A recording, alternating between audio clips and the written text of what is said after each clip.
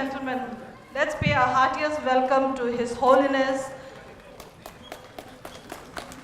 Chief Minister of Assam and Dr. Lobsang Sengye.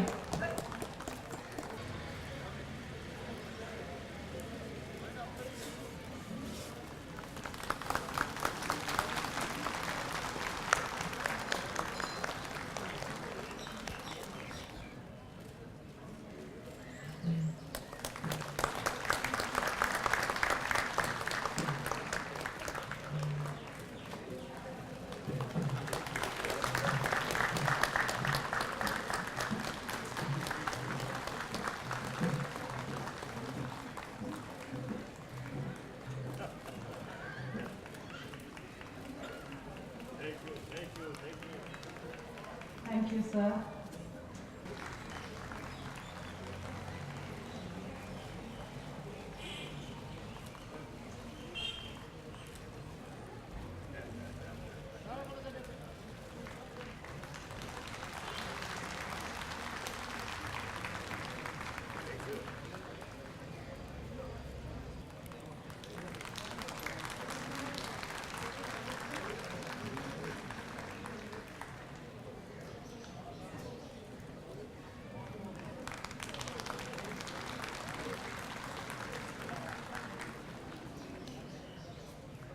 Thank you, sir.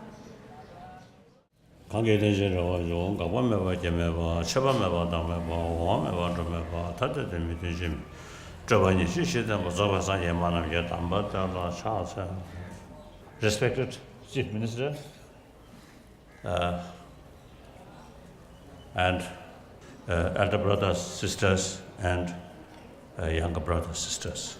I always prefer start call brothers and sisters. I consider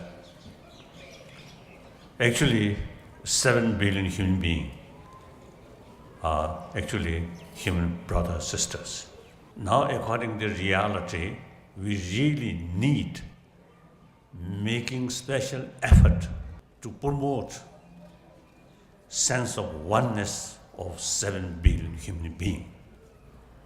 So I usually call brothers, sisters.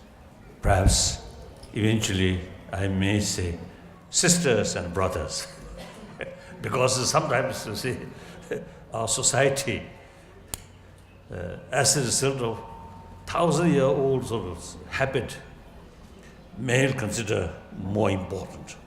So we usually call brothers and sisters, or gentlemen or ladies. Sometimes ladies and gentlemen, good idea, isn't it? So in any way,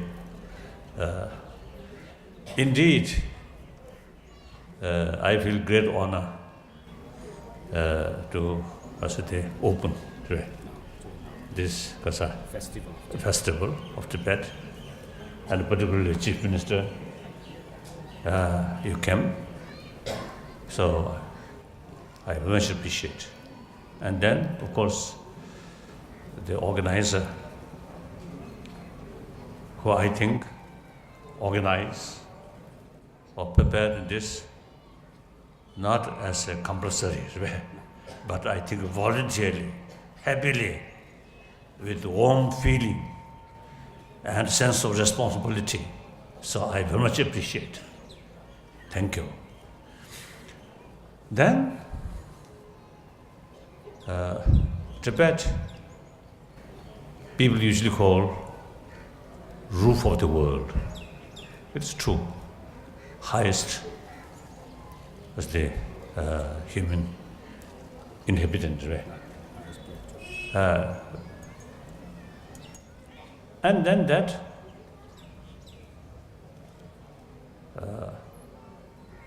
according archaeological finding,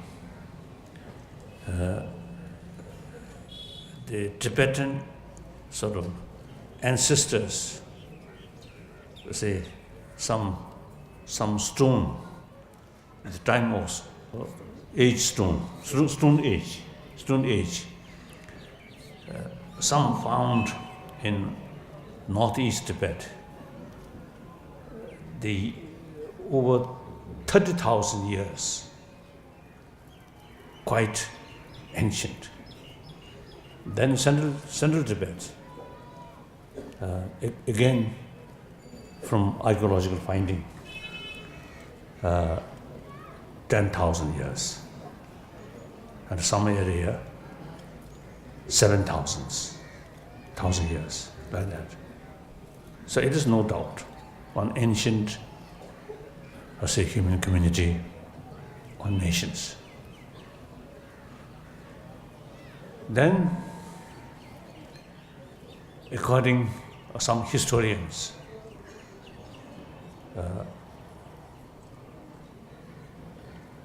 there are, I think, research, mainly Chinese sources, like ancient Chinese history and these things. So they stated the 7th century, 8th century, 9th century, then 3 big emperors: Tibetan emperor, Chinese emperor, Mongol emperor. I think at that time India, small kingdom, here and there. So more unified sort of emperor, more significant, these 3, mentioned like that. So in any way, one ancient sort of nation. But ancient alone, not necessarily something admirable. Right? I think important is culture. Before Buddhism reached Tibet, I think then Tibetan way of life, and accordingly Tibetan culture, I think firstly, very simple, but I think many similarities between Mongol way of life and Tibetan way of life. Nomads, they pay much attention about horses and sword. I think like that. Then eventually, Buddhism reached Tibet, 7th century. Then 8th century, much flourished. We call Kanlop Chosum, Kenjin, Shandarakshita, Lop Pema Sampoa, Che, Tibetan Emperor Chisung Dezen. That was 8th century. So since Shandarakshita was one of the top scholars of Nalanda institution, he actually great philosopher of Madhyamaka philosophy and great logician, really top scholar of Buddhist epistemology. So because his own background, top scholars and bhikshu. So since Buddha Dharma, which we practice in Tibet over 1,000 years, introduced by Shandarakshita. So naturally, the students of Shandarakshita have to follow their teacher's way. So therefore, you see, last over 1,000 years, I think we Tibetan Buddhists, we really pay much attention about study. Now today, even me personally, I noticed last over 50 years, I had opportunity meeting with Buddhist practitioners, Buddhist scholars from different Buddhist countries. Then it's become quite clear. Knowledge about Buddha Dharma, particularly Panchaparamita, or say the Panchaparamita tradition, you see, seems to say our knowledge, if I say, or the best, then may not be, you may not believe. But I will say, our knowledge is not bad. Really. So therefore, Buddhism, according to Nalanda tradition, once established in Tibet, the whole Tibetan culture become much sort of peaceful, much compassionate. So I usually call Tibetan culture is culture of peace, culture of non-violence, ultimately culture of compassion. As a result, Tibetan usually, no matter what a difficult life or difficult circumstances, generally we still carry our compassionate attitude. I would like to mention one example. One Tibetan monk, after 59, he spent around, I think, 18 years in Chinese communist gulag.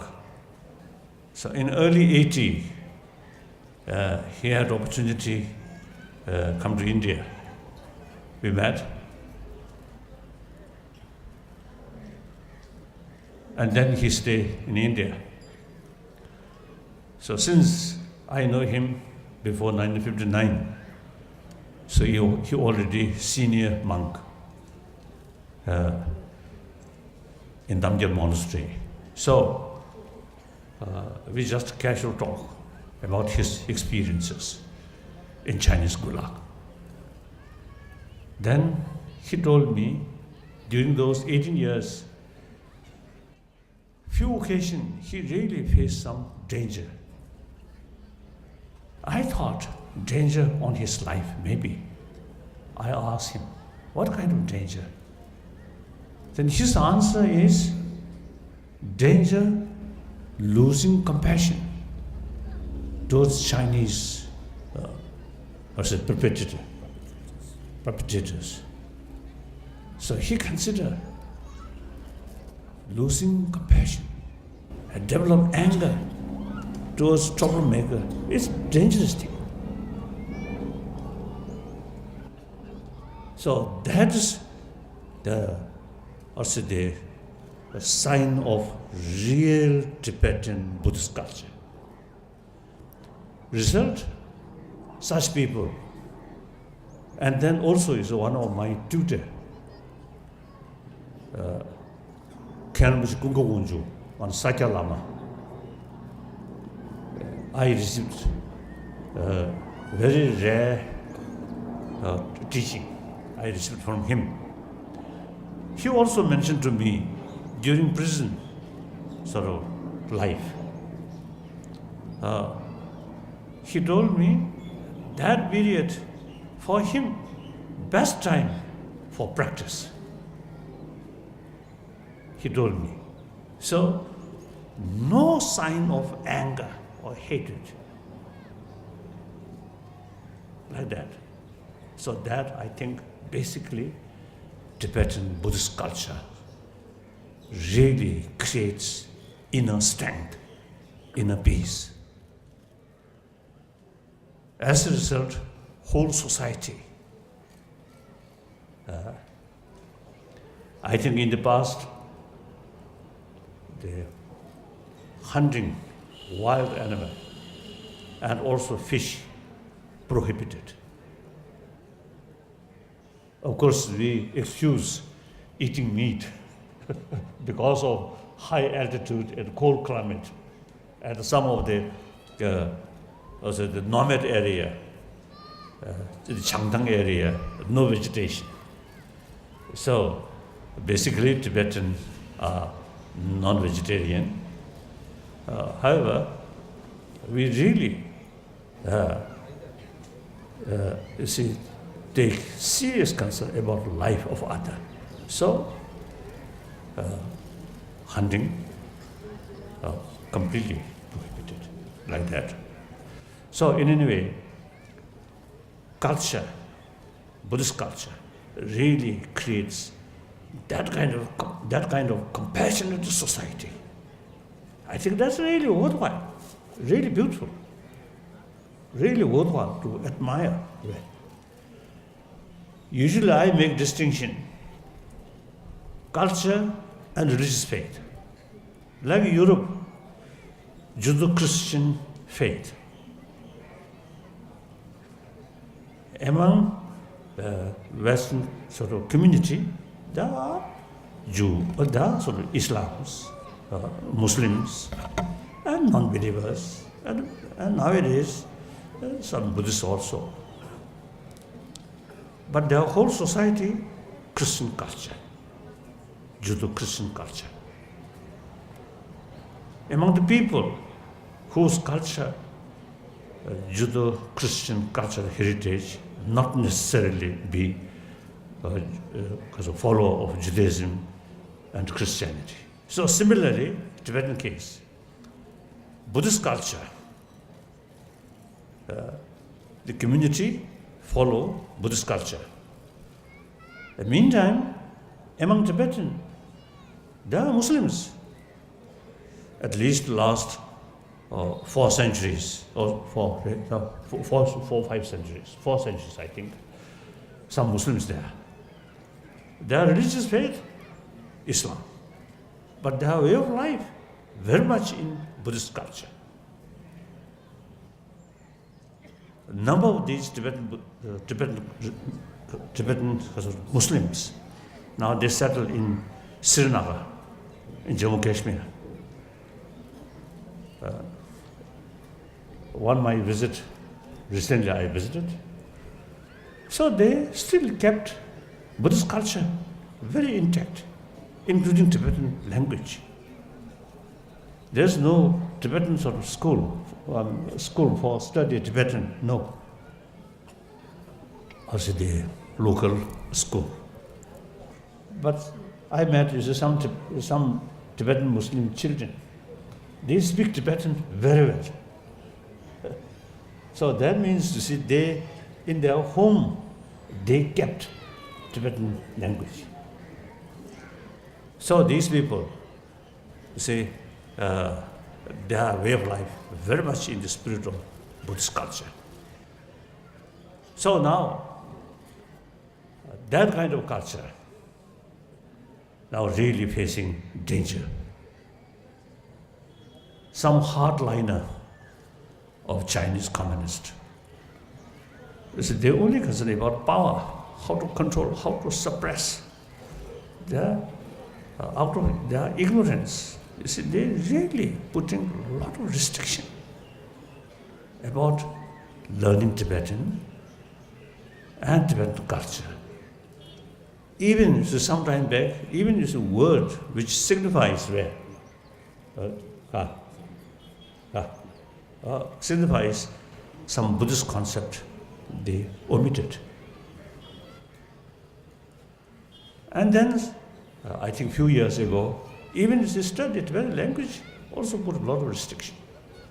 So therefore, some time back, I expressed one ancient nation with very unique cultural heritage now dying. Of course, nowadays in China,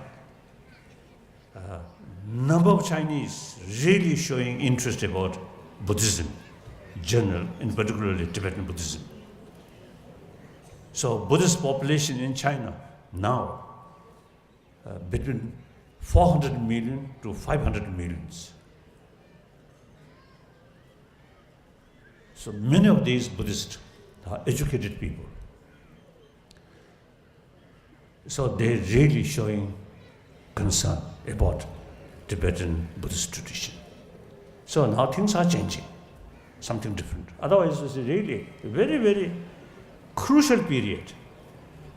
So on such sort of period, you see, effort like this kind of event, you see, making more awareness about Tibetan culture.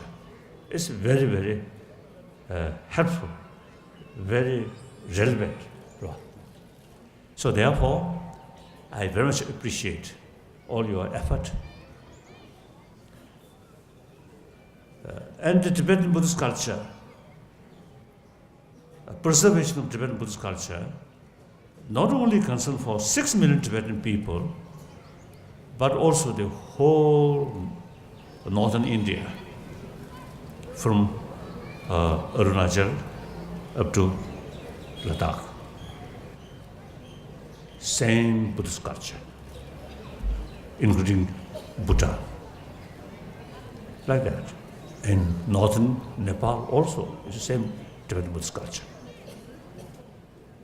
So the place where Kanjur, Tenjur exist, Tibetan culture, Buddhist culture there.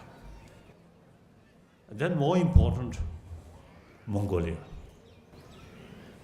Inner Mongolia, Outer Mongolia, which is independent nation. Then at least 3 republics in Russian Federation. Kalmykia, Tuva, Burят. All these republics traditionally following Tibetan Buddhism. They carry their chanting in Tibetan language. They study through Tibetan language. In the past several centuries, many top scholars come from this area.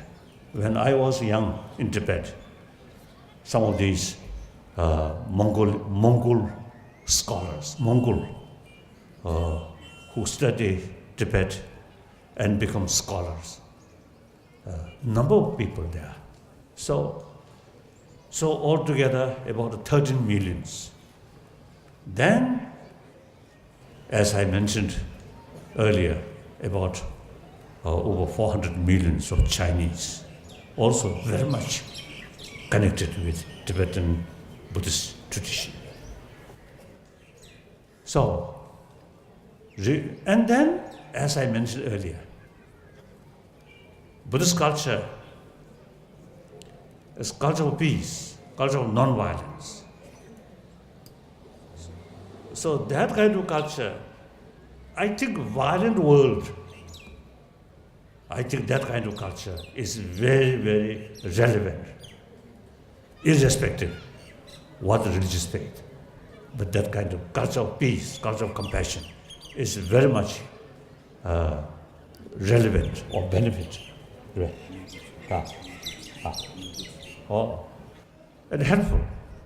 So therefore, all your activities, all your effort reminds that culture. I very much appreciate. Then different sort of arts and because of the dance, right? Dance, songs, these are sometimes, even among Tibetan, they consider Tibetan culture is just like these are most important part of culture. That I don't think. And also astrology. I personally not much faith about astrology.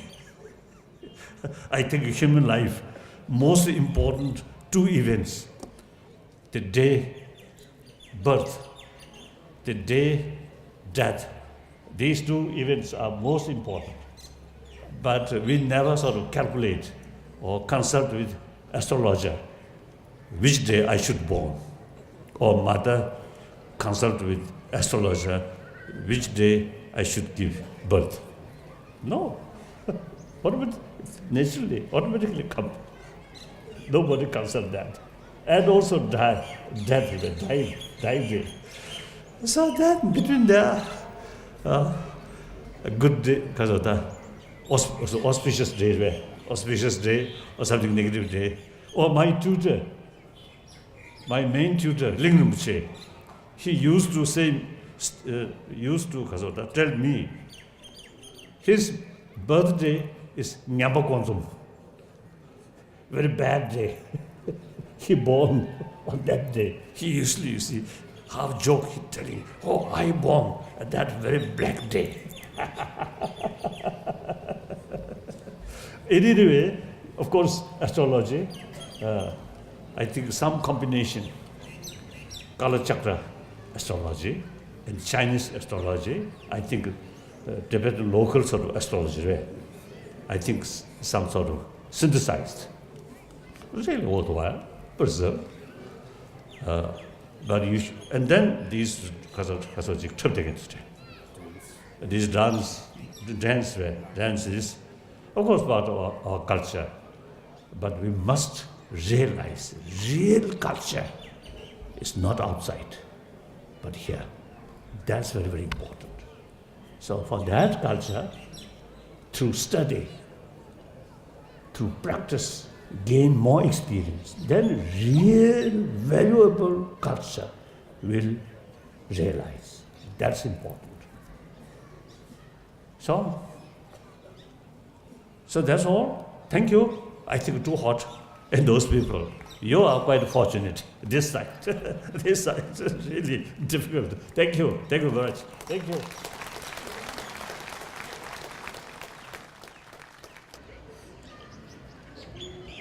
Thank you very much, Your Holiness, for the in-depth view of the history of Tibet, for your words of wisdom and guidance. Thank you.